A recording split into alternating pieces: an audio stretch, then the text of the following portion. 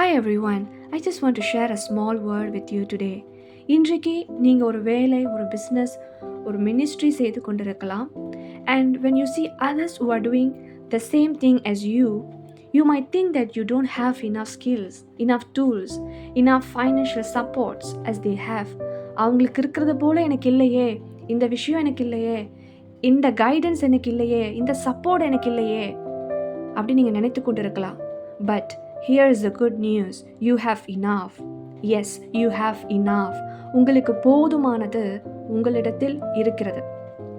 First Kings chapter 18 verse 46ல நம்ம வாசிக்கிறோம், Ahab என்கிற ஒரு ராஜாவுக்கு ஒரு ரதம் இருக்கு. He has a chariot.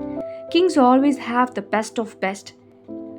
அந்த நாட்டுக்கே ராஜாவா இருக்கிறாருன்னா நீங்கள் நினச்சி பாருங்களேன், அந்த நாட்டிலே இருக்கிற பெஸ்ட்டான ஸ்பீடாக ஓடுற குதிரையை தான் அந்த ரதத்தில் வச்சு ரெடி பண்ணியிருப்பாங்க இல்லையா?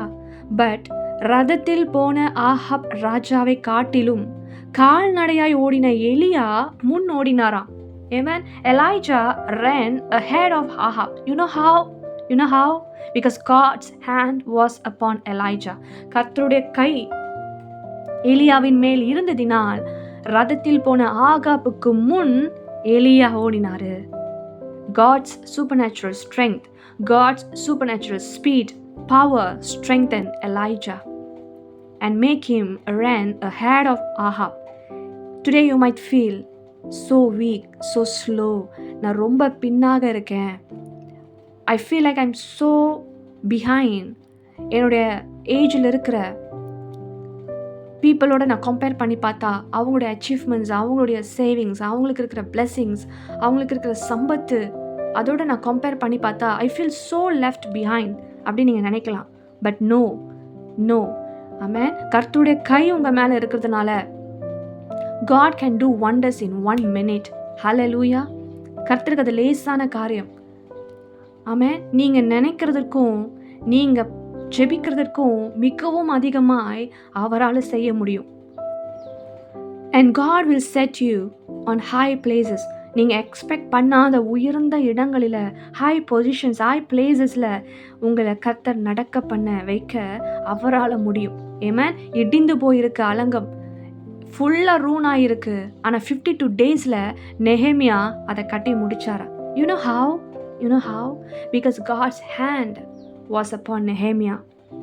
ஒரு பெரிய மீடியனைட்ஸ் ஆர்மி வந்து நிற்கிது.